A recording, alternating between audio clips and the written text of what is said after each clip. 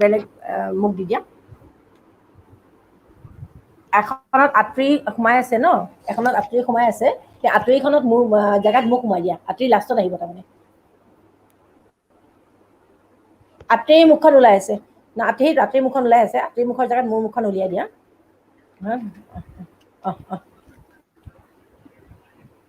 এনেইতো চাৰিখন তোমাৰ ষ্টেবল থাকিব ন সেই চাৰিখনৰ এখন পাঁচখন বুজি পাইছোঁ পাঁচখনৰ এখন ৰোটেট কৰি দিয়া আৰু বাকী এখনত প্ৰিন্সিপাল ছাৰ এখনত ৰিচৰ্চ পাৰ্চন এখনত মই আৰু এখনত জোনালী সিহঁতৰ মঞ্জিল আছে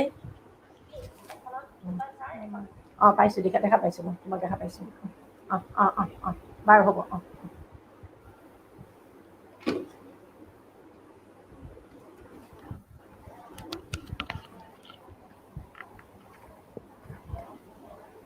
অ'কে নিৰুপমা তুমি ষ্টাৰ্ট কৰিব পাৰা বাইদেউ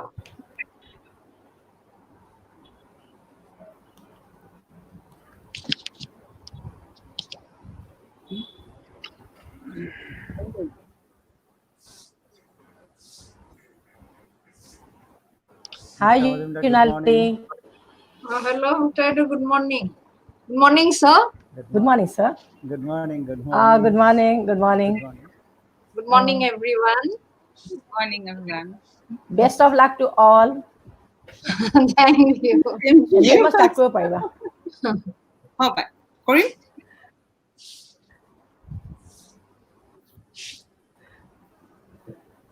Namaskar. Good morning, everyone. Namaskar. Good morning, everyone. Respected Principal Sir, Dr. Rabindranath Das Sir, Vice Principal, Dr. Mukta Mazumdar, Key Speaker, Dr. Queenbala Marak, Coordinator, Intake, Dr. Manjil Hajorika, Co-Coordinator, Intake, Junali Devi, fellow colleagues, and our dear participants. Annam Brahmam. Anna is Brahma. In our culture, we regard food as God because it is the food we consume that makes us. Food is nourishing for the individual as well as entire cultures. Our cultural identities are built around our local cuisines, which further are a representation of our traditions and beliefs. This is why it is important that we understand the way we identify with food and the way we identify by food. I am delighted to welcome to you all to this webinar on food as identity, organized by the Indian National Cultural Trust for Art and Cultural Heritage Intake Kamrup chapter and the IQAC K.R.B Girls College. We are honored by the presence of distinguished key speaker, Dr. Queenbala Marak, Associate Professor, Department of Anthropology, Northeastern Hill University, Shillong. Dr. Marak's field of specialization involves food and cultural heritage. We also have amongst us Dr. Manjil Hajorika, Coordinator Intake, distinguished internationally acclaimed scholar, Department of Archaeology, Cotton University, and the main person behind today's webinar, Dr. Jonali Devi, Co-Coordinator Intake and Associate Professor, Department of Anthropology, Cotton University. For today's webinar, we have a Borgate by Dr. Saida Arifa Sultana, member of IQAC Girls College, inaugural speech by Dr. Rabindranath Das, Principal, K.R.B Girls College, welcome address by Dr. Mukta Majumdar, Vice Principal, K.R.B Girls College, followed by introductory speech from Intake, Dr. Jonali Devi, few words about Intake by Dr. Manjil Hazorika, then session on food as identity by Dr. Queenbala Marak, interactive session by moderator Mrs. Atri Sharma, member of IQAC, vote of thanks by Dr. Jonali Chaudhary Bora, member of IQAC. Now I am handing over to Dr. Arifa. Namaskar.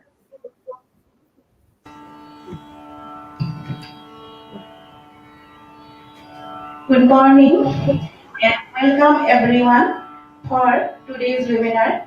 I am going to present one Borgit which was composed by Sri Sri Sankardeva. I am accompanied by Manik Nath and Zubair Nath Porwa. It is a devotional song. If any mistake, I request for forgiveness.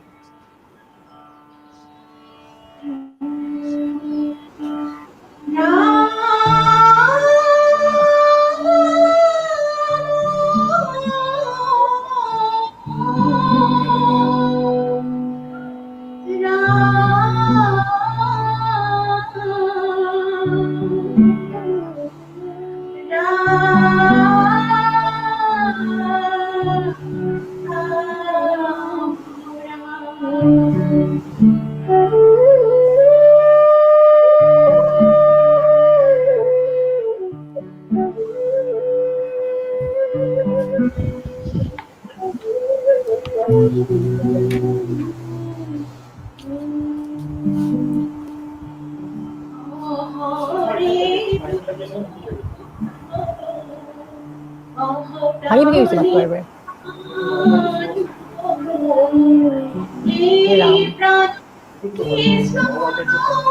ঘৰটো ল'ম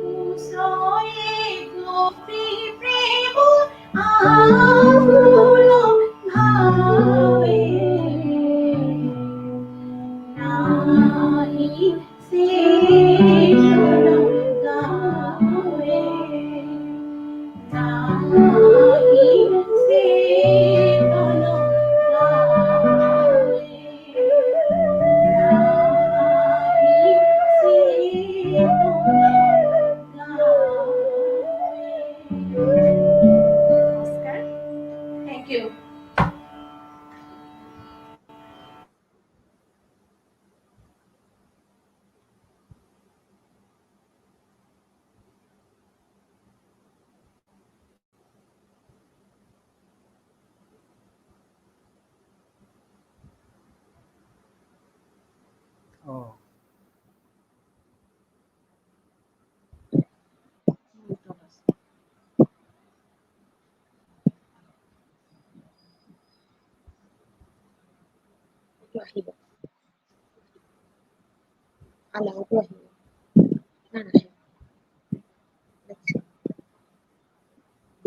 Good morning, Dr. Janali Devi.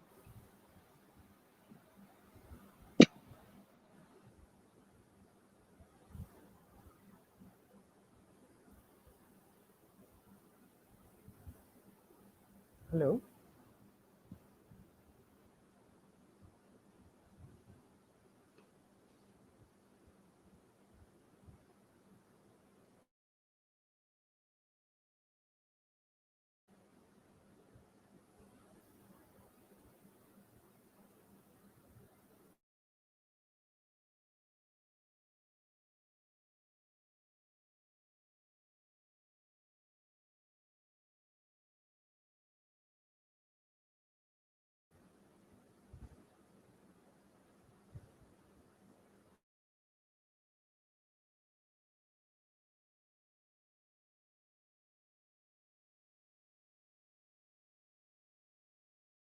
Is it audible? Hello.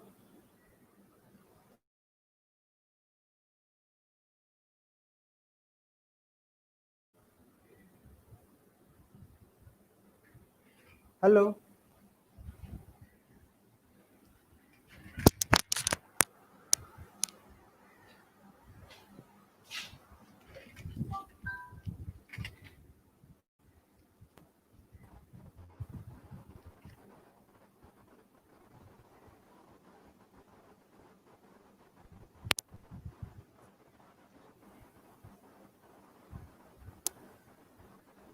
Hello.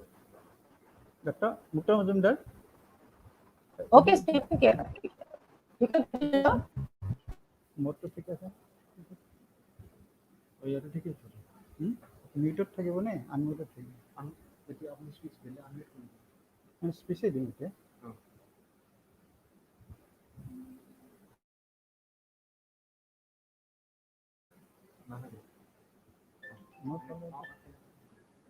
ওচৰত থাকিব hello'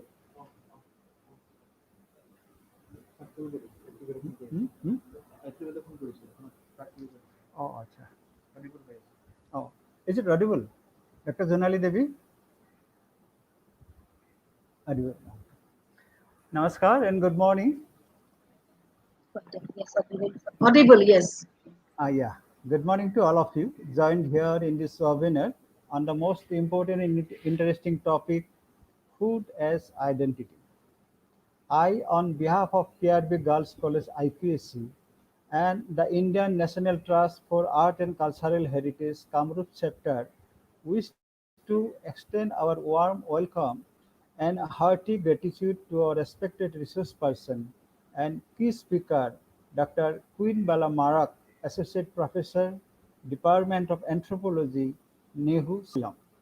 I also wish to express my warm welcome to Dr. Manjil Hazarika, Convener Intake Kamrup Chapter, Dr. Jonali Devi, Co-Convener Intake Kamrup Chapter, our Vice Principal, Dr. Mukta Mazumdar, IQAC Coordinator, Dr. Nirupama Sharma, and other members of IQAC of our college, and also the participants from different colleges and other higher educational institutes from Assam and all over India, and our faculty, staff, and students, and well-wishers for joining this webinar. We have got a good response from the participants from Assam and other parts of India, considering the importance of the topic. Since the topic is a multidisciplinary subject and very much relevant in this pandemic period, so we could attract a good number of faculty, research scholars, and the students. We are very much thankful to our college IQAC and the Indian National Trust for Art and Cultural Heritage, shortly INTEC, Kamrup chapter, for jointly organizing this webinar. We convey our heartful thanks to our key speaker, Dr. Queenbala Marak, Associate Professor, Department of Anthropology, N.E.H.U, for accepting our invitation. Dear friends, we all know that food is one of the means of finding an identity in a culture or struggling to fit into it. Food is as important part of cultural heritage and national identity. Our food identities are often expression of cultural identity alongside our personal ones. The food we eat is a core component of culture, our customs and celebrations, and restrictions are shaped by our shared values, beliefs, and our resources. It also helps shape our sense of self and identity by the groups that we belong to and as an individual. So, we think that this webinar or web-based seminar will be useful and effective platform for academic discourse and research deliberations on the different aspects of the topic food as identity. It will pave the way for new research in the area. Our educational systems and programs passes through the process of reorientation from time to time. In the knowledge society, we are also subject to influence our new dynamism and explore new dimensions in the area according to the changing requirements of the society. We have high hopes and expectation to explore new potentialities from this webinar. Dear friends, Kamrup Girls College, which is the second women's college in Guwahati, is situated in MB Road, Photashil, Guwahati 9, was established on 14 April 1971 with the objective of advancement of women education in Assam. It has already crossed 50 years of its existence, and we are shortly going to celebrate Golden Jubilee celebration in this year. It offers higher secondary course in arts and commerce stream and BA in semester system with major in almost all subjects. The college is duly accredited by NAC up to second cycle, and the work of the third cycle is in the process. The college is providing extracurricular and extension education through NCC, NSS unit, and our career guidance cell and distance education center also. With this, I once again offer my heartful thanks to Dr. Queenbala Marak, key speaker, for accepting the invitation as key speaker, and Intech office bearer, and all participants for joining and wishing this webinar a success. Thanking you all. Thanks. Namaskar.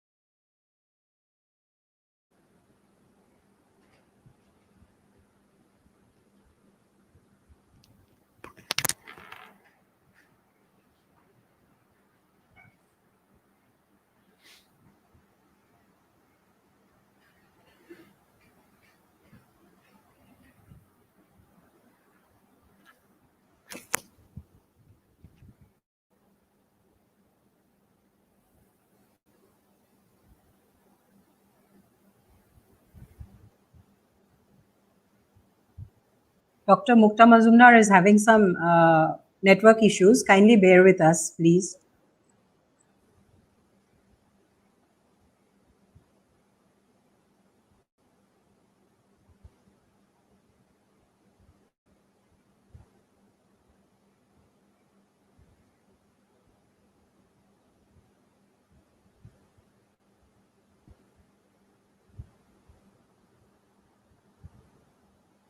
Mukta Baido.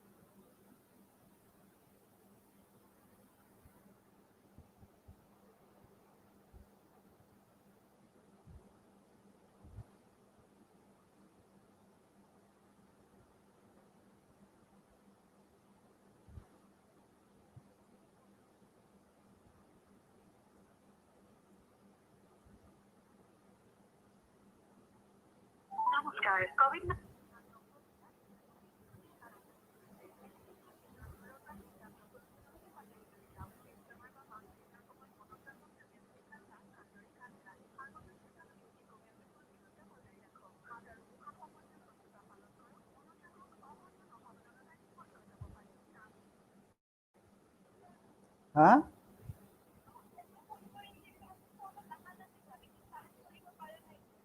এতিয়া আহিছিল নে পাছত কতে clear আহিছে নে এই network কানেকশ্যনটো অলপমান কাটি গৈছিলে মই এতিয়া মোৰ আহিছে ন তোৰ মই কওঁ মোৰ নেটৱৰ্ক কানেকশ্যনটো কাটি গৈছিলে সেইকাৰণে মই কৈ আছো okay Am I audible now, sir? yes Okay. Can I start my speech? Yes. Okay. A very warm welcome to all the stakeholders of the webinar on food as identity, organized by IQAC of K.R.B. Girls College and N.E.H.U, the Indian National Trust for Art and Cultural Heritage, Kamrup chapter. I, Dr. Mukta Mazumdar, Vice Principal of K.R.B. Girls College, is privileged to deliver the welcome address of the webinar. At the very outset, I welcome the distinguished resource person of today's webinar, Dr. Queenbala Marak, Associate Professor, Northeastern Hill University, Shillong, who is a very good researcher and a great contributor in the field of her study. We are fortunate that Dr. Marak could manage her valuable time and agreed to share her enormous knowledge with us. I also welcome all the office bearers of N.E.H.U on whose initiative this webinar has been conceptualized. Thank you, Dr. Junali Devi, Associate Professor, Department of Anthropology, Cotton University, and co-coordinator of Guwahati chapter of N.E.H.U, for constantly keeping in touch with the IQAC team of K.R.B. Girls College for organizing the webinar. I also welcome all the participants of this webinar whose massive participation really encouraged us. The constant support of our principal, sir, Dr. Rabindranath Das, is worth mentioning here, without which such academic exercises would not have been possible. Thank you, sir. The topic is very interesting. Food is considered always as a basic need for our survival, but food has some other facets too. Once the First Lady of USA, Hillary Clinton, uttered, I quote, "Food isn't traditionally thought of as a diplomatic tool, but I think it's the oldest diplomatic tool. Sharing a meal can help people transcend boundaries and build bridges in a way that nothing else can. Unquote. Besides, food like language exists also as a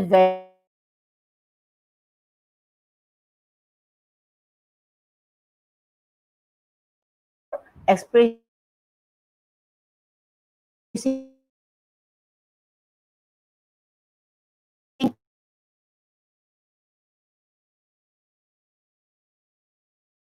culture. It has the power of being both a biological and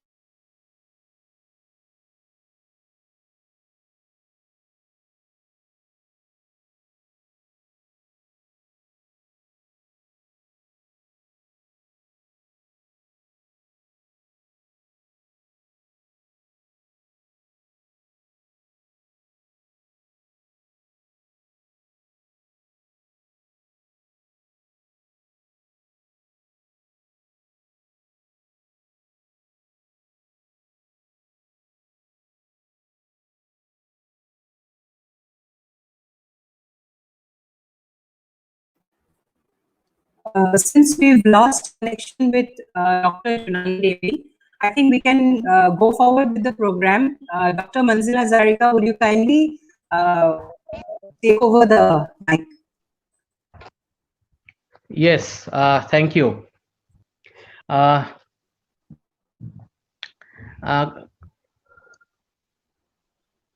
Dr. Rabindranath Das, the principal of K.R.B. College, Dr. Mukta Mazumdar, Madam, Vice Principal of the college, Dr. Nirupama Sharma, IQAC Coordinator, all the members of IQAC of K.R.B. College, and all the faculty members of the college. Invited speakers of today's special lecture, Dr.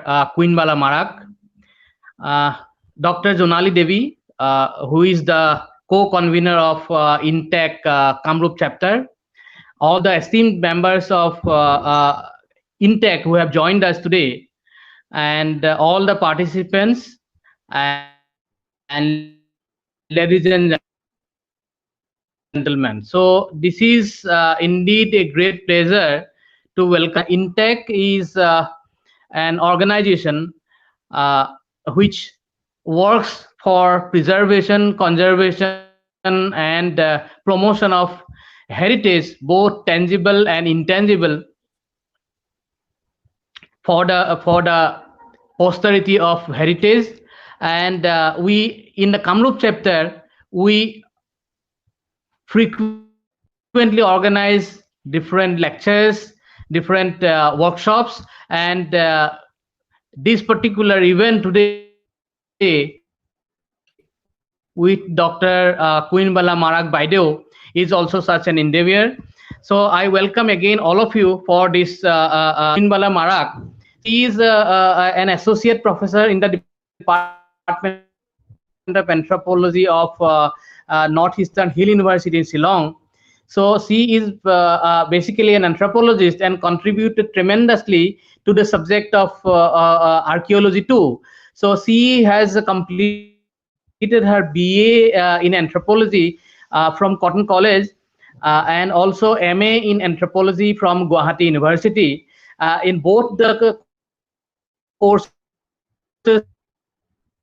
she was the topper, and then she's for the Guwahati University. So she completed her PhD from N.E.H.U, and she is actively involved in research, and she has received several academic awards, and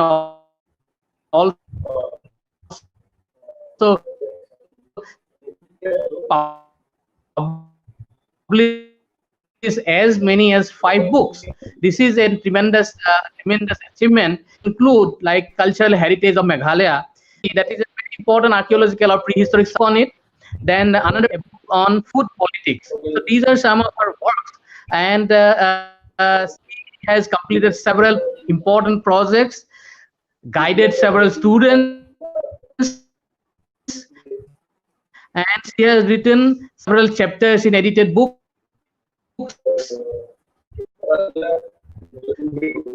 And presented papers. I welcome ma'am for sharing your experience on food heritage.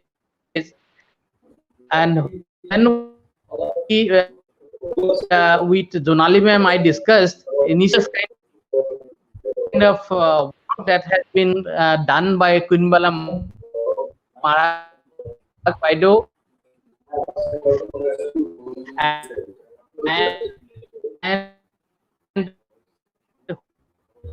which can be beneficial even for not only for also faculty members. We are eagerly looking forward to your talk, ma'am. So I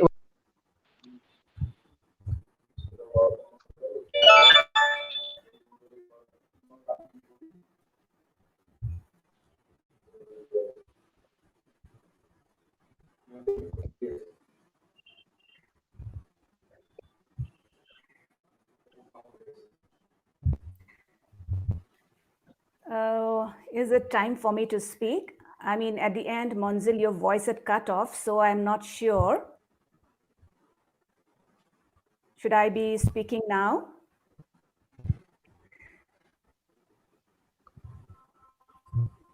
Dr. Hazarika? Monzil, are you?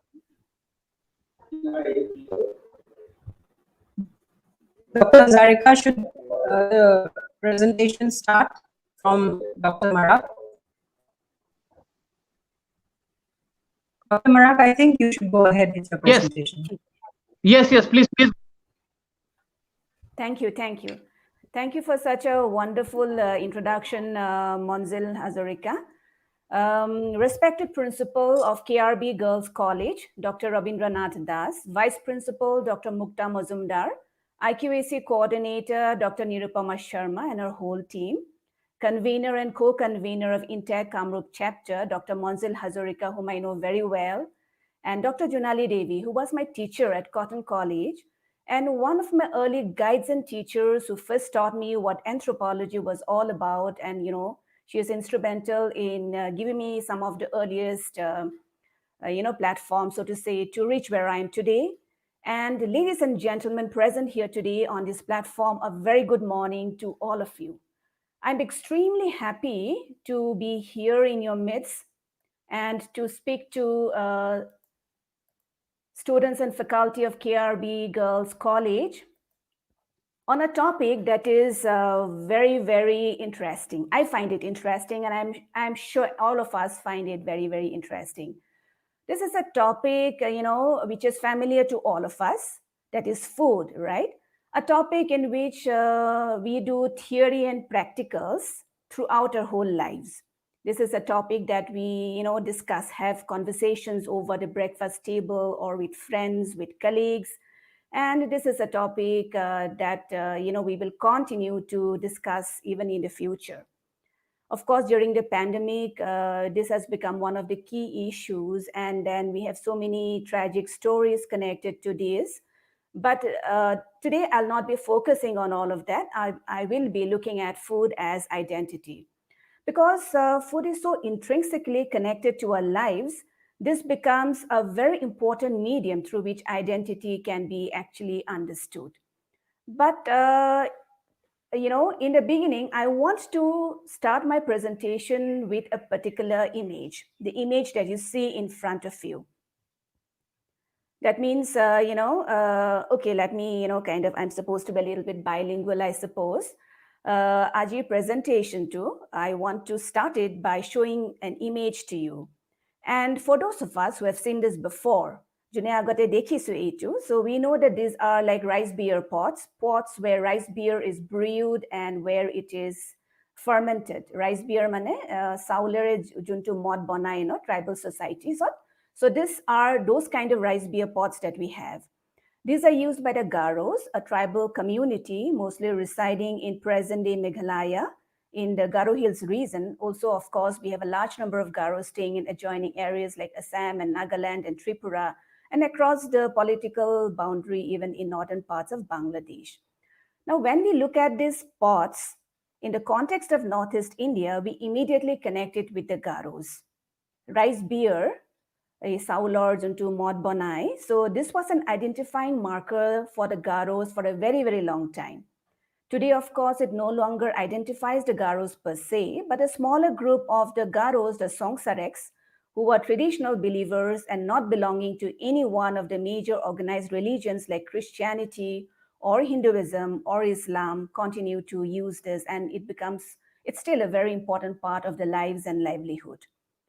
Now, why I wanted to show this image to you is because at one level, this image of the rice beer and the rice beer pots unites the Garos at one level. It brings together the Garos because this becomes an identity of the Garo. But this image today segregates the Garos as well. Tamane Garo not as one community, kintu Garo buroke bhagai diye. In what sense? Because these rice beer that we're talking about have become a marker of identity for the Songsareks, the traditional believers, junbune ki Christian nahoy, Hindu nahoy, Muslim nahoy, teulokok separately segregate kore. Or when we talk about rice beer, or when we talk about the rice beer that is consumed by the Songsareks, then normally, Junbur Songsarek nohoy teuluke, they feel that this is kind of primitive, within quotes, or backward. So these are the very, very powerful images that sometimes comes out of food and food culture. So this is something that I want to dwell on today with you. Now, identity. Okay, before I go to the next slide, I want you to focus. If you can see this image, I hope you are being able to see this image on YouTube. So if you have seen this image, I want you to focus on the area which has been circled in yellow and please write down in the comment section what you think it is. Mane ki hoy, juntu neki yellow circle mane bandhi dia goise, ei bostutu ki hoy. Please write it down in the comment section and I will get back to you towards the end of my presentation today. Now, identity can be seen from different levels. First, at the individual level, if I'm a chef, then I might have a signature dish, which becomes my identity, right? And as an individual, there might be some kind of food item that I'm really, really fond of. Moi kibata khai birat bhal pao, kibata khai birat bhal pao. So in such a situation, then, that becomes something to which I am, kind of attuned with. However, it might also be a group identity. So we might have a heritage cuisine, no? Bengali food that yami ko, jeta Bengali heritage food ko titia. Normally we talk about sweets like rasgulla, basandes, no? Or even ilismas that is cooked in mustard seeds, all of that, right? When we talk about Assamese cuisine as also, then of course, talking about Assamese cuisine is a little bit different because within the larger term Assamese, we have many other, communities there. So therefore, we have Missing cuisine, we have Bodo cuisine, so on and so forth, right? Kintu, one of the, very, very interesting item that we have in Assamese cuisine is khar. Juntu ami khar khao je, khar bonai bele khao. So that becomes a very interesting item which is used by almost all the communities living in the Assam area. Even the Garos consume that. Of course, the Garos call it khalchi, but then the idea is the same, right? So when we talk about food heritage, it encompasses origins of plants and animals and their dispersal sites where people first cultivated plants and domesticated animals, earliest locations where people first processed, prepared, sold, and ate foods. Tarmane, we are not just talking about one particular recipe, but kibata food item. We are talking about a whole food getting activity. So we are talking about food production, we are talking about food consumption, we are talking about market areas, their jhum fields, their jot kheti kore, jot process kore. So everything, when we talk about food heritage, it includes all of this. This includes the practices, representations, expressions, knowledge, skills, as well as the instruments, objects, artifacts, and cultural spaces associated with communities and groups.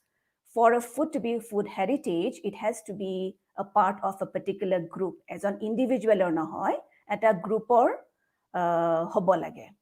So these intangible cultural heritage is transmitted from generation to generation. So therefore, it has a historical aspect to it. Mane purana kiba bostu juntu transmit hoye ase. However, it is constantly recreated by communities and groups in response to the environment, their interaction with nature, and their history. And it provides them with a sense of identity and continuity. Now, today, when we look at food heritage, then we realize that food cultures have moved to the center of a triangulation of culture, identity, and market. It continues to be an intrinsic part of a culture or a group of people which identifies them and sets them apart from other groups, but a lot depends on the market push and pull factors. In different regional contexts, heritage politics are encouraging the revitalization and the promotion of particular and traditional food products, and a lot depends on commodification.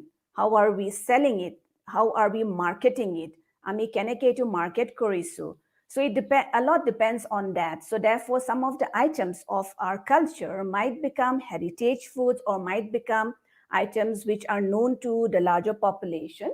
But many other times, many of the very important food items that we have also lose out in this whole market and commodification that we are talking about. Now, as an example, let me talk to you about the Garo story. I'm sure all of you know that Garos are a tribal community, as I mentioned some time back, who live on shifting or jhum cultivation. Mane jhum kheti kori khai teuluke traditionally, right? Ajikali change hoise kintu agote traditionally they were jhum cultivators, and they grow a large number of crops in the same field. I mean, অকল এটা বস্তু নহয়, বিভিন্ন ধৰণৰ শাক পাচলি বা বেলেগ বেলেগ অন্যান্য ধৰণৰ বস্তু একেলগে একেটা প্লটতে তেওঁলোকে they grow there. So in the past, when rice or paddy was not yet known, they lived on a variety of roots and tubers. Also, additionally, they were hunting and fishing as well. As an example, the roots and tubers that you see in your screen today, I have just put it there to show you the variety that exists in the environment and what they consume. Now, as an offshoot, I also want to mention that linguistics at times helps us identify which crops are indigenous and which are not. Tamane linguistics help kore, no? How does it help? It helps because যেতিয়া আমাৰ কিছুমান ক্ৰপছবোৰ কিছুমান খাদ্যবোৰত যেতিয়া local terms থাকে, আমি local terms use কৰোঁ, তেতিয়া we know that these are indigenous, these are local to us. For example, আমি যেতিয়া আলু কওঁ, পটেটোক আমি আলু কওঁ, ন? অকল ময়ে নহয়, আপুনিও আলু কয়. In fact, the whole of the country talks about calls a potato and alu, right? So that is a generic term, and it becomes very clear যে এই বস্তুটো আমাৰ দেশৰ indigenous নহয়, এইটো বাহিৰৰ পৰা আহিছে. ক'ৰ পৰা আহিছে? Alu or potato has actually come from the Americas, right? I mean, same example, বহুত বিভিন্ন ধৰণৰ খাদ্য we can talk about French bean, so on and so forth, right? Now, the picture that you see in front of you is very clear that this is paddy or rice, right? Once paddy was introduced to the Garos, it became the most important crop. How was paddy introduced to the Garos? There is a lot of folklore connected to it. বিভিন্ন ধৰণৰ কাহিনী আছে, গল্প আছে, songs আছে, so on and so forth. It's almost like an epic. I mean, various episodes, episodic হয় এইবোৰ কাহিনীবোৰ. Essentially, the basic thing is that these crops, these particular crop, the rice or the paddy that we're talking about, was gifted or introduced by the sun god or the sun deity, Saljong. Saljong is referred to as the sun god or the sun deity. So he is supposed to have introduced it to the Garos, as well as the process of shifting cultivation that was also introduced by the sun god. That is how Garos, think of it. Now, the picture that you see in front of you, it is also very clear that this paddy is different from the paddy that we normally see, right? It is not from the pothar. This paddy is actually from the hills, from paharar saul hoy. So that is why you see that ei saul to jetia mane harvest korise, teuluke on baskets, inside baskets eneke loi ahise, right?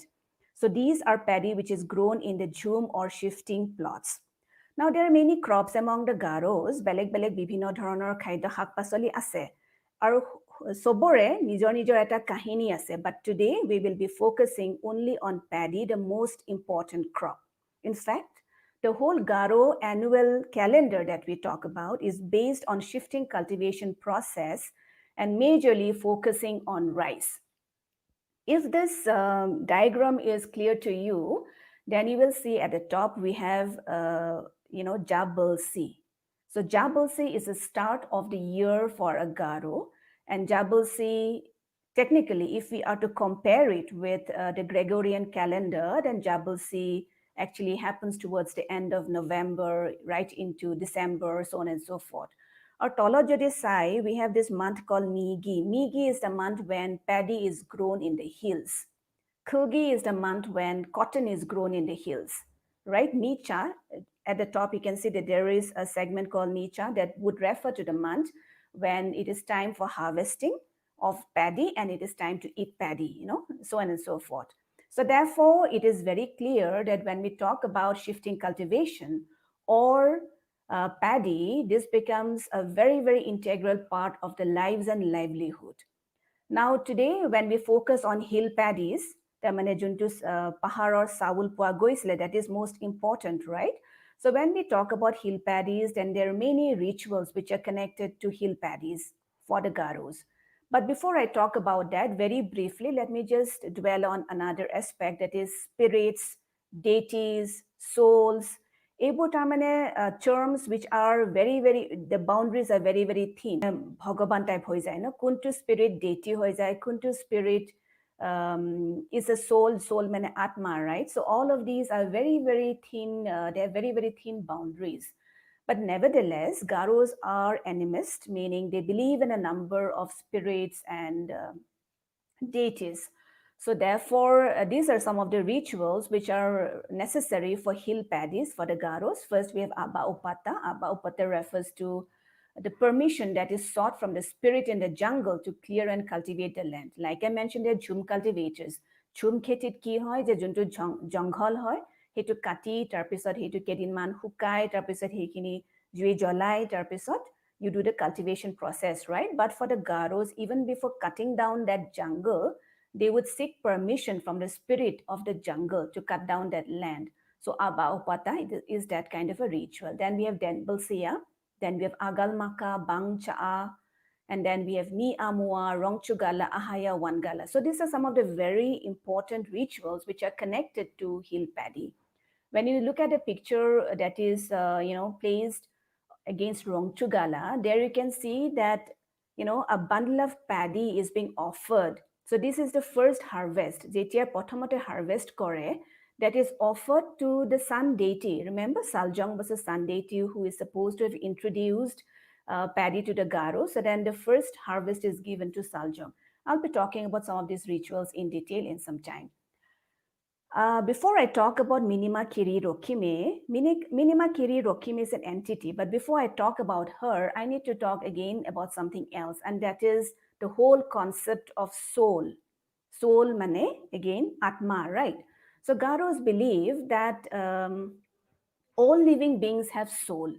So therefore, I have a soul, you have a soul, right? So long as a soul exists in a body, we are alive. And when the soul leaves our body, then we die. মানে যেতিয়ালৈকে আত্মা থাকে তেতিয়ালৈকে জীৱ আছে, যেতিয়া আত্মা Gucci যায় মানুহ মৰি যায় টাইপস ন। এতিয়া মানে Garos believe also that many of these animals and plants also have souls. Now, which animals have plants, that is very difficult for us to say. Kintu ami everyday discourse, everyday conversation jodi ami hunu, then we will know that when let us say a large cow dies, no, goru eta jetia ba sagoli eta jetia more, te Garo bure koi je jangi galaha, that is in Garo language. Jangi galaha mane the soul has left the body. So therefore, it becomes clear that for them, kisuman jontu like goru, bag, but elephants, all of them have souls. Now, as far as plants are concerned, one of the plant which has soul in it is paddy. Mane paddy ba saulot mane heya atma ase, right? Now, many times, amimne paddy Garos bure mane mi buli koi. So paddy has its invisible counterpart, juntu neki tate soul eta ase, no? So a soul to ketiba mi jangi buli koi. Mi means paddy, jangi mane soul. So that is why it is referred to as mi jangi. Some time back, I had already mentioned to you that these divisions or these demarcations between what is a soul, what is a deity, and what is a spirit is very, very thin among the Garos. So therefore, juntu paddy juntu soul ase, paddy juntu atma ase to mi jangi buli koi, right? Aru mane juntu neki therefore paddy soul, ba paddy juntu spirit hoy, the deity which overlooks paddy, or the mother of paddy, Minima. Mi means Saul, Ma means mother, right? So Minima, so mother of paddy. So all of these are, put together in one particular entity, and that is known as Minima Kiri Rokime. That is her name. So that I mean Minima Kiri Rokime biliko, then it would refer to the paddy soul, it would refer to the mother of paddy, it will refer to the spirit or the deity overlooking paddy. So this is the most important deity in the context of paddy among Garos. So as long as the soul exists in paddy, the latter manifests in lush growth, free from all diseases and bearing abundant fruit. But once the soul departs, just as in human life, paddy will also wither and die. Right. Now, I want to focus on three very important rituals, which actually, kind of gives you an explanation as to why Garos behave the way that they behave. The first of the ritual, it is a kind of an umbrella term called Agal Maka, which has two specific rituals about which I will be talking in detail. But Agal Maka takes place the day after the plots have been fired. Remember, তেওঁলোকে ঝুম খেতি কৰে, সেইকাৰণে তেওঁলোকৰ ফিল্ডছবোৰ মানে যেতিয়া কাটাৰ পিছত dry কৰাৰ পিছত সেইখিনি শুকাই তাৰপিছত জুই লগায় ন. So when you look at the picture there, it becomes very clear that firing has already taken place. We can all see that it is all covered with ash, right? So this happens the day after the plots have been fired. And now when the cleared jungle was set on fire, then many animals, insects, and plants would have died. So যেতিয়া নেকি এই plants, সৰু plants বা সৰু animals বোৰ মৰি গ'ল, insects বোৰ মৰি গ'ল, then the land is polluted, right? And there can be no new life where there is death. And therefore, for new life to grow there, this particular land has to be cleansed. So the first part of the ritual is the asiroka. Asiroka, a small altar is built like this, in which the priest calls upon pollution. মানে যোনবোৰ pollutants আছে, যোনবোৰ pollution আছে, কাৰণ মানে ইয়াতে there was death here, so therefore the land is no longer clean, right? So in order to clean this particular land, pollution is called upon, and then the priest would tell Marang's Tharang, that means something like pollution or profane, to leave this particular place so that, cultivation can begin here. Then comes the next ritual called Rngama. This is the first important ritual connected to paddy. So therefore it is called Rngama, or it is called Rokhmi Rngama. Rokhmi, remember, is the name of the paddy soul, right? Or the paddy deity. So once the land is cleaned, then the paddy deity or the paddy soul is called upon to come and reside here. And, in order to entice her to come, she will be, offered certain rice beer and so on and so forth.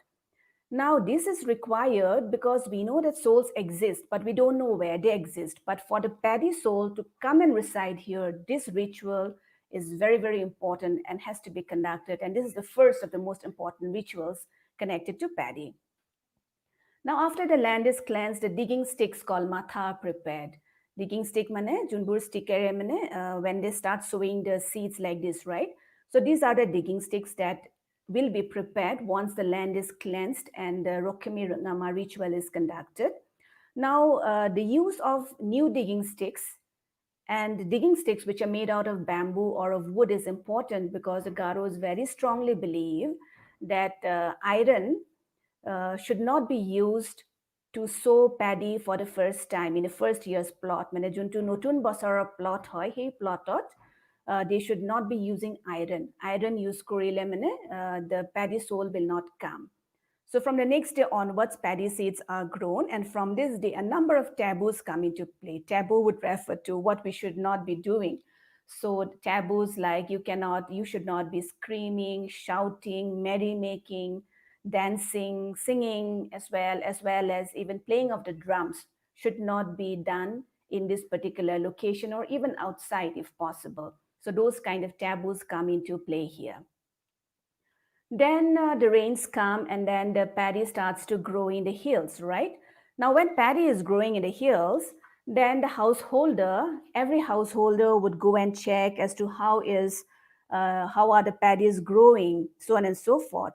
And then they will, Garos are kind of very modest in their demeanor. So none of them will say that I'm very happy with the way that my paddy is growing. In fact, they would say that I'm very sad at the rate that my paddy is growing. So they would be, saying that my paddy is supposed to be this high by this time, but the paddy is still very short. Or they would say that there's so many insects here, there's so many caterpillars here, right? So that means they would not show the happiness at the growth of rate of the paddy. So therefore, it is time to conduct another ritual called Mi Amuas, the second most important ritual.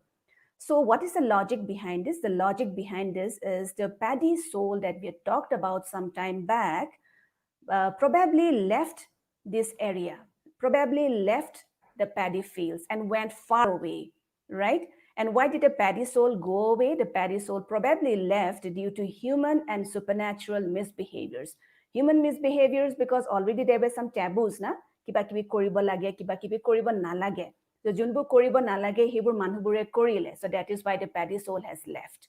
Supernatural misbehaviors, mane kisuman horu huru spirits ase, deities ase, so they attack or they create nuisance for the paddy soul, and she's not happy, so that is why she leaves, right? Now, Minima Kiri Rokime will now be enticed back with incantations and offering of rice beer and sacrifice of certain animals to propitiate her, and she will be asked to call back, and she will be asked to come back to this particular plot of land. So the second important ritual is the Mi-amur ritual. Here we can see that a very, very big altar has been prepared, where you can see a lot of decorations going on, and you can see that, some animal sacrifices have been done. Right? I hope this video is clear to you, and I hope the sound is also, the audio is also clear. You can see here that the priest is offering rice beer to the deity, and then he's calling upon the paddy soul to come back to this particular plot of land. It is believed that because of the misdemeanors of humans and other deities, that is why paddy soul goes far away beyond the Brahmaputra river and goes into hiding under the rocks. So she's called back from there, and you can make out that some animal sacrifices have been done. And these are rice beer pots that we had seen in the beginning of the image. So this was for this ritual. So it is now all kind of disposed in the field completely, right? Now, thereafter, after the Mi-amur ritual is conducted, the paddy will grow. And sometimes around this time, this is the end of, today is the last day of August, right? So towards the end of August, it is time for harvesting of hill paddy. Pahara saul becomes ready to be harvested at this moment.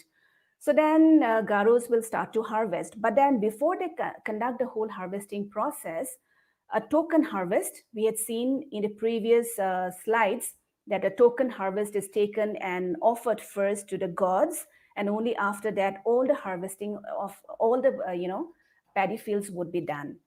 Now in the inset picture, you can also see a lady who is plucking the paddy with her bare hands. She's not using a sickle, she's not using any other knife. What she is doing is she's plucking with her bare hands, because this is also a belief that you should not use an iron sickle to cut paddy in the first year's plot. Again, there's a taboo similar to the taboo of using the digging stick that we had talked about, not the digging stick, iron hoe.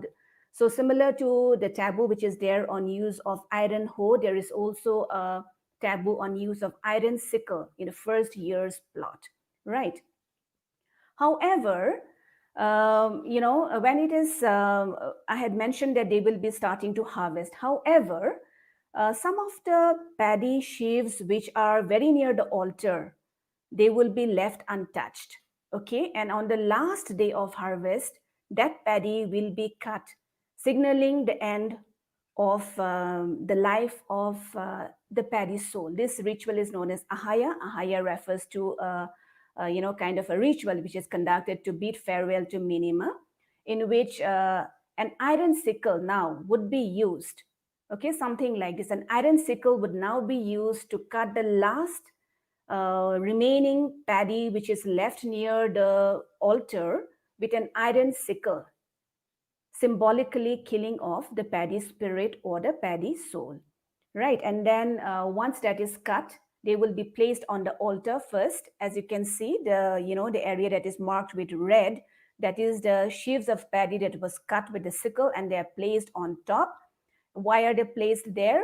They are placed there because it will now be distributed to all the people who took part in the ritual, and the people would either place it on the right hand side or the left hand side, depending on which side of the house they count allegiance to. When I say house, I mean that among the Garos, a house or a nok refers to a family as well, or to a house. So a family is made up of a man and a woman, right? Now, Garos are matrilineal, right? Therefore, we would be having two clans who comes together in this particular marriage. So whether you count allegiance to the clan of the man or the clan of the woman, you would be putting this particular shifts that we're talking about on either the right-hand side or the left-hand side. Now, you will be taking part in this, solemn journey back from the field to the house. So in this particular solemn journey, this particular party who has symbolically killed off the paddy soul will not be talking to each other. They will be walking back very quietly, because it is a tragic affair, because paddy soul has now been, is now dead, right, has been killed. So they walk solemnly down to their homes. And on the way, if they are to meet anybody else who is not a part of their party, they would not be talking to them, even if somebody shouts out and says, hey, and they will not be responding back. They will be just walking quietly. The belief is that if somebody from outside the party talks to them, and if they talk back, then the paddy soul will go with that other person. It will not come with them, because they're bringing the paddy soul with them to their homes and to this granary, right? Now, once they reach home, once the final rice beer pouring ritual is conducted inside the house, the main house, then the taboos on dancing, merrymaking, and beating of drums, which had taken place right in the beginning of the paddy growing season, that taboo is lifted. So once this taboo is lifted, then in the same night of the Ahaya ritual, you can see young men and women dancing, making a round of the whole village. And this particular dance which takes place would continue throughout the whole night. Once Ahaya is over, which is the third most important ritual connected to paddy, it is now time for the Wangala ritual. Wangala is a very famous ritual which many of us know because we have seen it on TV or we have read about it. That is a post-harvest ritual. And this is a ritual in which it is communally held. So then not only the people of this particular village, but then from other villages also, they would come and take part in it. Right. And then the white mark that you see that is being, placed all over the faces and bodies, that is actually rice paste. Saulor gurire paste bonai, so they are putting it there. So rice is not only a food item for them which sustains them, but it is also a food item which is considered very, very sacred. Now, in this Wangala ritual, which again is because of the covenant that has been made between the gods and the humans who had given them rice and other crops and shifting cultivation process, because of that, there are certain, dance steps that they have to do as a part of the ritual. And then the animal that is sacrificed as a part of the ritual that is distributed amongst all of them. Now, when we look at this whole cycle that we're talking about, these three important rituals, Rokime, Ngama, Mi, Amua, Ahaya. So when we look at this three interconnected rituals, it becomes very clear that not only are they a part and parcel of Garo life, but they also very clearly gives clues as to why Garos behave the way that they behave, especially the eating behavior that we're talking about in terms of offering, in terms of certain taboos which come in. So when we look at these three interconnected rituals, it becomes very clear. Now, UNESCO, the very, the body which is the agency which is connected to United Nations for the promotion of education, science, and culture, right? UNESCO had adopted the Convention for the Safeguarding of Intangible Cultural Heritage way back in 2003, which provided a list of ICH which needed safeguarding. And these items, are they have a kind of a very, very comprehensive list which is, put up in their website. But how do they define ICH? They defined ICH as living expressions of heritage that include but are not limited to oral traditions, performing arts, social practices, rituals, festive events, knowledge and practices concerning nature and the universe, or the knowledge and skills to produce traditional crafts. Now, when we look at this definition, then, we feel as if there is no direct reference to food. It looks like as if food is not a part of it. But then the example that we had taken some time back about the Garos, when we talked about the whole Garo story, it becomes very clear that actually everything is connected to food. The whole production consumption method that we are talking about connected to food is a living expression of heritage, which includes, in fact, almost all of these. Now, there are 13 items from India which appear in the ICH list. And however, we have some of these items like Ram Leela, Raman, Kalbelia, even yoga appears there, Kumbh Mela is there, but food does not appear there, right? But interestingly, when we look at the ICH list worldwide, then we find 20 items which are directly or indirectly connected to food.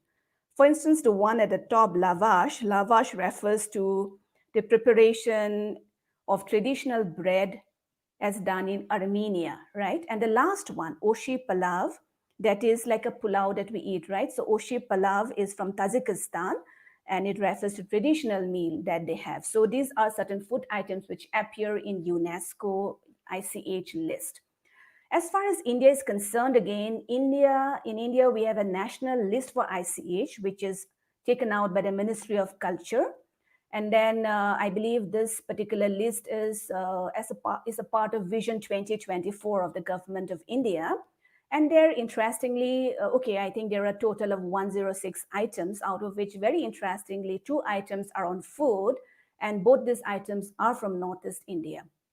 First, we have the June Bil Mela, which is basically a barter trade which takes place in Jagi Road. I'm sure many of you have visited, or if you have not, then maybe you should visit it once the pandemic is over, next year. So Junbil Mela is a barter trade which takes place between the hills, between the people in the hills and the people of the plains. This is, what was it, Tiwa? I think it is actually led by the Tiwa king, but then there are many other communities who take part in this. Now, Kor is rice beer making tradition that exists among the Tangkhul Nagas of Manipur. So that also appears in the national ICH list. So what does it mean? Does it mean that if my food item does not appear in any of the ICH list of the national and the international bodies, does it mean that my item is not a heritage item? Of course not. It does not mean that way. What it means is basically that, we have not been able to sell our item, no? Because we have not been able to sell our items, so therefore they do not appear in any of the ICH list. But rest assured, all the items that we talk about, that we eat, and if they are a part of if they're a part of a history, if they're a part of our community, and if we have been using it for a very long time, then all of them are a part of food heritage. And in food heritage, we are not only talking about recipe and food item, like I mentioned some time back. We're talking about the whole repertoire of hunting tradition, fishing tradition, jhum cultivation, stories, songs, even proverbs. All of them come into that. Now, again, we had this very famous gentleman called Hippocrates, right? The Greek physician called Hippocrates, who had way back, around 2000 years ago, had said that we are what we eat. Now, when Hippocrates had talked about we are what we eat, he had talked about it in terms of medicine. He was of the opinion that let food be your medicine, and let medicine be your food, Food is it is the primary source of energy and building material for the human body. So therefore, we have a large number of food guides like this, which are put up by many agencies. The food guide pyramid, which is in front of you, has been put out by the US department way back in 1992, I think. So we find a large number of such guidelines which tells us what food to eat, what food not to eat, which food is good for our body, so on and so forth. But anthropologically, when we look at it, we realize that culture plays a very, very important role in what we eat and why we eat that. So accordingly, we have a huge range of prescriptions and proscriptions. Prescriptions would tell us what kind of food we should be eating. Proscriptions will tell us what kind of food we should not be eating, right? And if we look at our own cultures, we realize that there's so many such prescriptions and proscriptions, what we should be eating, what we should not be eating, so on and so forth. Now, there are many kinds of food identification, just as there are in fashion and in music and so on and so forth, right? However, the obvious ones are ethnic, religious, and class identifications. Some time back in the beginning, when I had started this lecture with with that rice beer pots, of the Garos, then very clearly it talks about religious lines, because we're talking about Christians versus non-Christians, or the Songsariks. And it also talks about class identification as well as ethnicity. So these are some of the very important, dividing lines where culture plays a very, very important role in terms of food proscriptions and prescriptions. Now, ethnic food preferences only become identity markers in the presence of foreigners.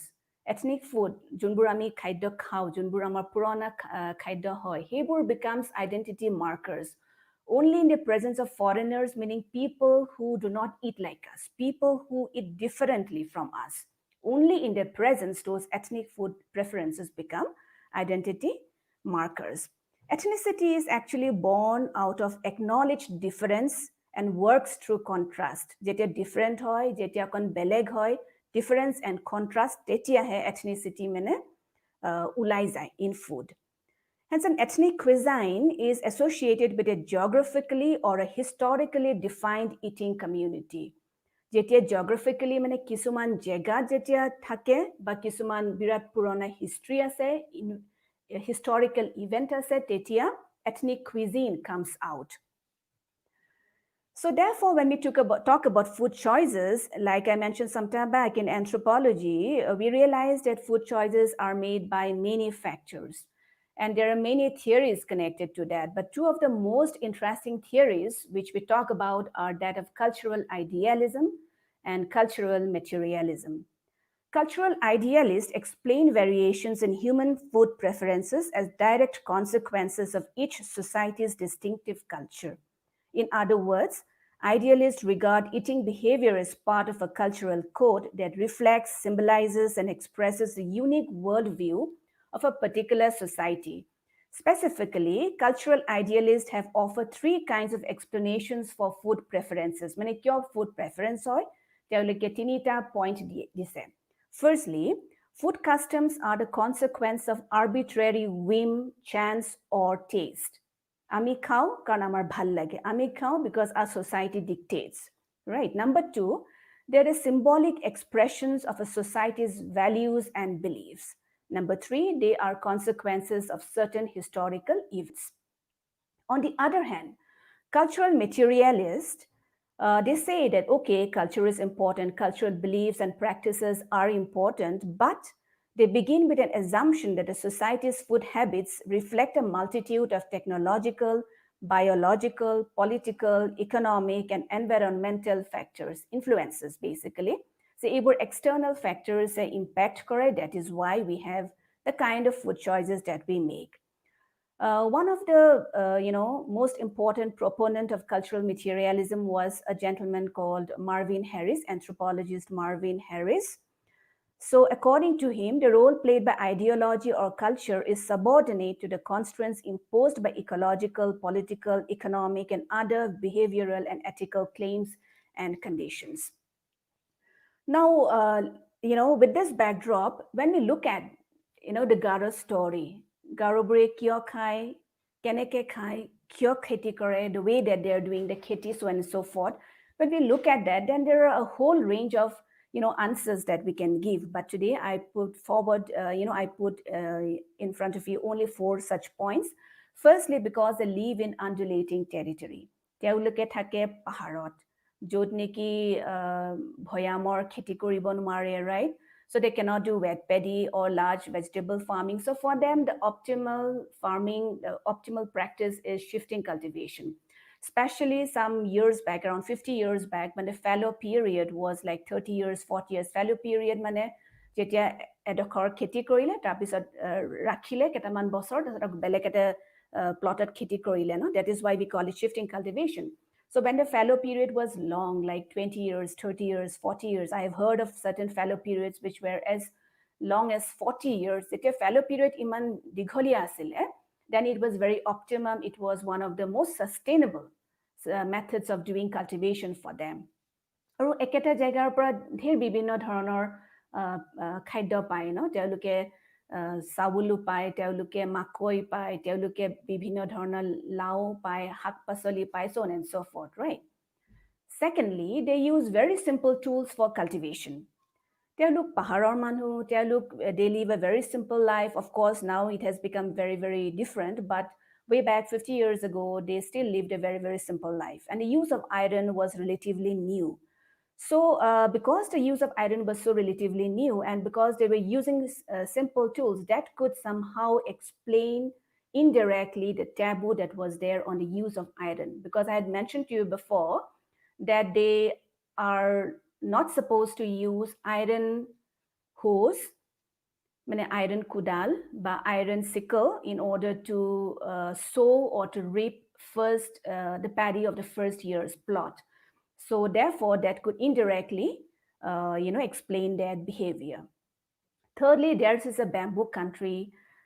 সেইকাৰণে বহুত bamboo পায়, সেইকাৰণে তেওঁলোকৰ ঘৰে হওক, ritual altar হওক, food হওক, receptacles are all made of bamboo. So in this context, I want to again show you something, right? Junbur, the pictures that you see in front of you, inset pictures, these are prehistoric stone tools. Agote I don't know, in a prehistoric period, we're talking about thousands of years ago, prehistoric people in Garo Hills used this kind of tools. So these are stone tools. So when we look at the whole of the Garo Hills, we realize that in some pockets, we find a large number of these tools. In fact, if we are to sit down and collate, count to the Koru Kiman, who say it must be more than 1 lakh that has been discovered. Or Kiman say Junbu discovery huai nai, no. So when we look at these stone tools and when we make a morphometric study on them, it becomes very clear that these tools are mostly used except number 4, okay, 1, 2, 3, and many of the others which I have not shown here. A morphometric study reveals that these tools were mostly used for cutting. Cutting mane kiba kati bolai. For instance, to cut meat or to cut vegetables or to cut trees or to cut bamboo, so on and so forth. Why this becomes important is because for a prehistoric community not to have piercing implements, piercing mane junbur akaman hunting or use korile heten, no? So therefore, hunting or use korile things like arrow, bow and arrow, so the arrowhead or spear juntu matha se spearhead. So spearhead, arrowhead, junbur pathorere banai ebor beleg beleg jagat pua goise. Kintu in Garo Hills, very interestingly, we do not find a majority of those piercing implements, junbur neki hunting or hohai kore. So does it mean that prehistoric people in Garo Hills tahate hunting kora nasile? Of course not. That is not what it reveals. What it means is that they had other implements. They used other things.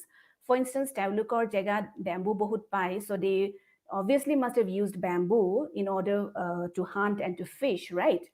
Garos are expert hunters and fisher people, but not with these kind of implements. They do hunting and fishing with traps. Is a okay, I cannot translate trapping into Assamese, into the various number of traps that they had, a huge range of traps. In fact, they use traps to not only trap and hunt small animals, but even to hunt big animals like tigers and elephants. Look at trapping devices, very, very interesting. So therefore, when we look at a present-day society, it gives us a clue, as in the past also that must have been the case. So this, in a way, kind of gives you an explanation. The picture that is at the end, number 4, these are known as picks, P-I-C-K-S, again made of pathar, made of stone. So these are heavy-duty digging implements. You can dig bahut tolole jabo pare to dig out roots and tubers. So when you look at a present-day society, you know that Garos majorly depend on roots and tubers. So these kind of tools in the past would have come in very, very handy for them, right? So henekwa dhona explanation we can do when we look at past and the present societies. Number 4, preference over food items. Now, Garos, interestingly, actually do not have a taboo on any food item unless and until some critical moment is going on, like pregnancy or somebody is very sick, no? Otherwise, heneke food taboo nai. Mane sob khai teuluke. And Garos among themselves would like to boast and say, "Ki moi sob khao. I eat everything." But when they are with people who are outside their community, non-Garos or Mazat Thakile, normally they will not say that, because that can be looked upon as a mark of backwardness, so on and so forth, right? Now, a kind of study that I had done as a part of my PhD work was among the Garos of Assam and Bangladesh. So the village that I had selected in Assam was a village that was surrounded by non-Garo people. And these non-Garo people were all Hindus. So it was people who were like Hindu Boros, Hindu Rabhas, and other caste populations, so on and so forth. And then in Bangladesh, the village that I had selected for my study was a village, Garo village, that was surrounded by Muslim population. All right, so what I had wanted to find out was, jodio Garos boro majot food taboo nai, kintu food preference, given a choice of food, jodi sob khabo pare, right? Kuntu teuluke besi prefer kore, kyo prefer kore. So that was the logic behind this particular study which I had done. So interestingly, what came forth was that Garos in Assam, in that particular village that I'm talking about, given a choice of food, they would prefer to consume beef on a public occasion, on festive occasions. On the other hand, in Bangladesh, Garos would prefer to consume pork, given a choice of food, on a public occasion, on a festive occasion.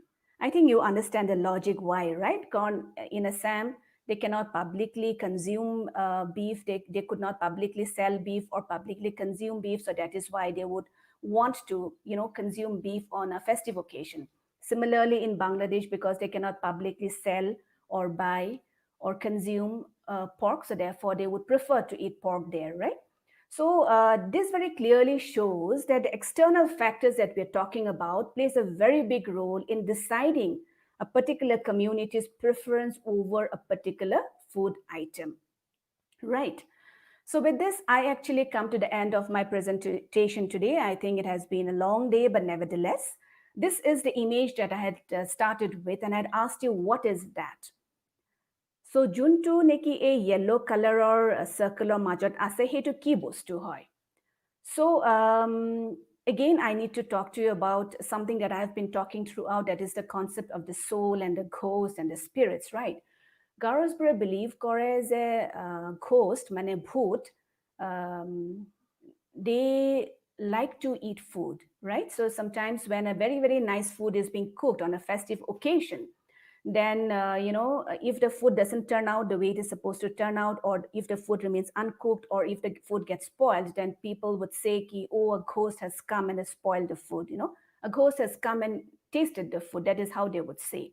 All right, so now the ghost, I believe, I have been told that one of the food items that the ghost really love is rice beer. Teuluke rice beer birate bhal pai.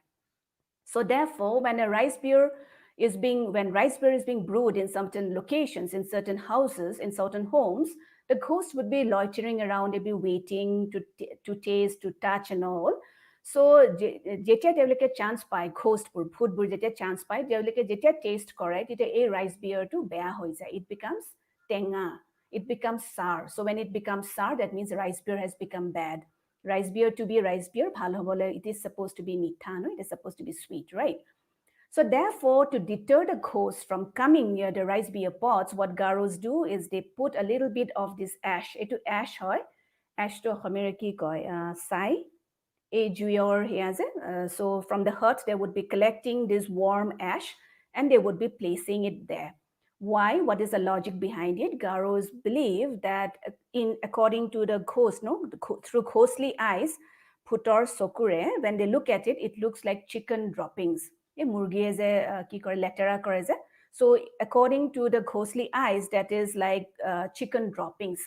So ghosts detest chicken droppings. They do not like it at all. They find it very dirty, so they will not come near the pot. So then these rice beer will be saved from the ghostly attack, right? But if we are to find another explanation for this anthropologically, right, when we look at it, then it could be that possibly because rice beer, to be kept there and to be fermented there, it has to be, it has to be in some kind of temperature, right? So therefore, they might be taking out the warm ash and keeping it there. So then the rice beer is a little bit warm even from the top. So that could be the explanation. But overall, what I'm trying to tell you is this kind of food items, what food items becomes our identifying markers and what does not become our identifying markers, a lot depends on the culture, on the society, on the beliefs and practices, as well as the external factors which are there. So with this, I come to the end of my deliberations today. Thank you very much for giving me a patient hearing. And I would like to thank the organizers and more specifically Junali Devi Baidu for inviting me to this platform and for inviting me to talk about a topic which is very dear to all of us and which all of us delve with every day of our lives, that is food heritage. Thank you very much.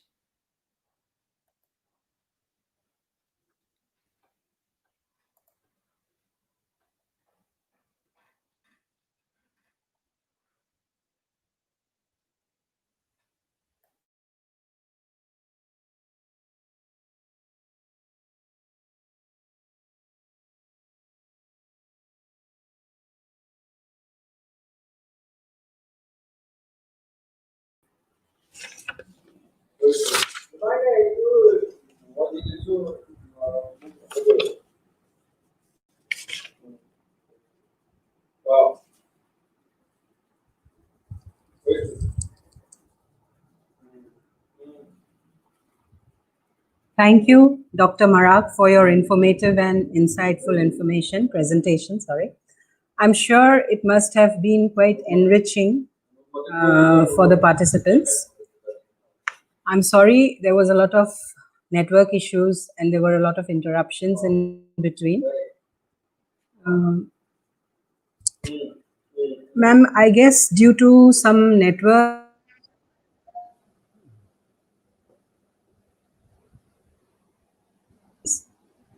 so if you could please share your mail ID, then like we could pass it on to the participants, and if they have any queries, they can directly mail you for the questions. I mean, for the if they have any queries, they can directly mail you because we are not able to see the questions that they've put up. Maybe it's because of some issues regarding the network. Yeah. So I would now I would request Dr. Junali Bora to kindly give the vote of thanks.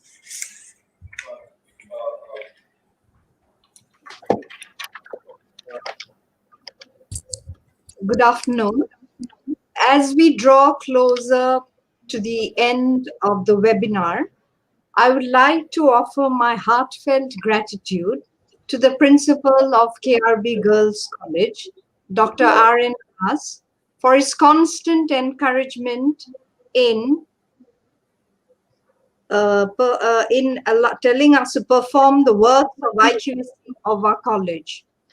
I would like to thank him for edging us on to hold a webinar as part of our IQAC academic work.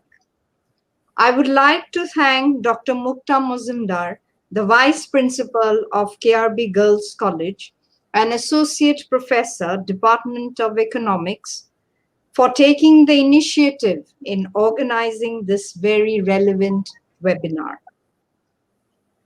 My heartfelt gratitude goes to the resource person of this webinar, Dr. Queenbala Marak, Associate Professor, Department of Anthropology, N.E.H.U, for delivering the talk on food as identity. Dr. Marak's deliberations have provided us with much food for thought and have instilled a sense of inquiry, critical inquiry in our minds.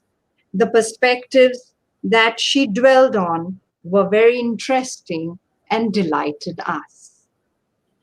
I offer my sincere thanks to the intact team comprising Dr. Manzil Hazarika, coordinator of INTACT and assistant professor of archaeology, for helping us organize the webinar as part of the K.R.B. Girls College IQAC initiatives. I offer my sincere thanks to Dr. Junali Devi, co-coordinator INTACT and associate professor, Department of Anthropology, Cotton University, and also my revered teacher since my Cotton College days, for agreeing to hold this useful webinar with the IQAC team of K.R.B. Girls College. I would like to express my gratitude to Dr. Arifa Sultana, member IQAC K.R.B. Girls College, and Associate Professor, Department of Political Science, K.R.B. Girls College, for the nice rendition of a Borgit, which helped create a peaceful ambience for such a significant webinar. I thank the IQAC team of K.R.B. Girls College for their eager involvement and active participation. I thank the coordinator, Dr. Nirupama Sharma, IQAC members, Malika Pegu and Atre Sharma for their keen participation. I would like to sincerely thank all the participants for their active involvement and for being a part of the program. I offer my heartfelt gratitude for encouraging the IQAC team of our college. I also offer my sincere gratitude to Avantics Guwahati for providing us with the technical know-how of holding a webinar. I offer my thankfulness to Mr. Gaurav Banerjee for his constant support and his fine technical assistance. Thank you all once again for being with us. Have a good day.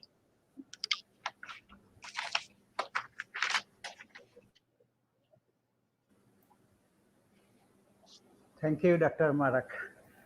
It was Thank a you. nice Thank you so presentation. much. Thank you. Thank you. You have presented very good and very lucid style, and you have touched so many different aspects that is actually new to us. We have learned a lot from your lecture. Thank you so much, We'll, sir. yeah, we'll invite you in our college definitely sometime. Sure, sure, sure, sure, sure. Sure. You must have to come. Yeah, I think you will Definitely. come. Yeah, Definitely, sir. yeah, very nice presentation.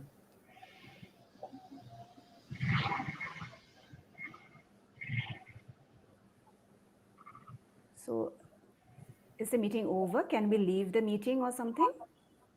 Yes, I think we can. Gaurav, are you Actually, if we there? would have stopped the live feed, then we could have left. Yes. Our moderator, what she says.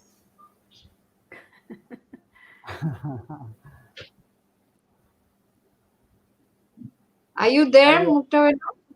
Mm. Can we leave?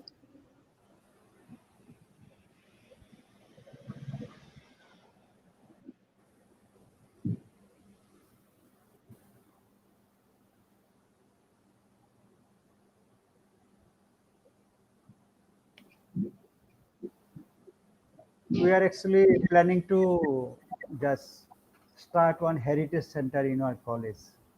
So Oh, it is okay. very, In connection yeah, with, in collaboration with INTAC and all. intact. Okay. Yeah, yeah. Yes. So That's it's a a nice very good connection. attempt. Yeah, Yes. nice connection with the intact, that particularly Yes. Janali Devi and our that is Dr. Manzil. Manjul Hajarika. Yeah. Yes. Yeah, So they are we the right will just person for that. yeah, we'll continue our association with this intact. It's very nice and it will be helpful for our institution. Yes, definitely. Yeah, we must actually. Yeah. Definitely. You are such a nice lady. And just Shillong is not far from our place. So sometime during your holidays, you may come to our college. We'll invite you in some occasion Sure, sure, sir. Sure. in that.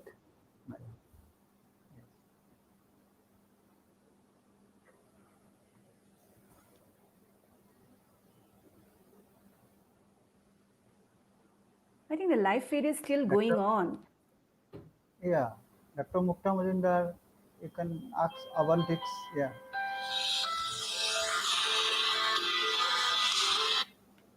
Hello.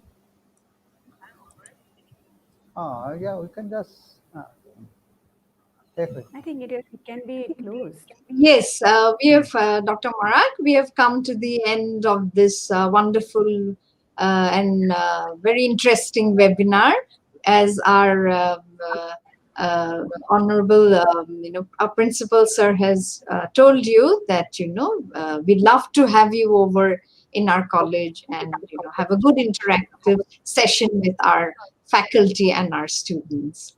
So Sure, looking forward to meeting you in the future. Thank you. Thank you. Thank you. Okay, sir. Thank you. Okay. Yes, okay. Thank Thanks you. to Intech and thanks to Avantix and thanks to all. We can now close here. Yeah. Thank you. Thank you.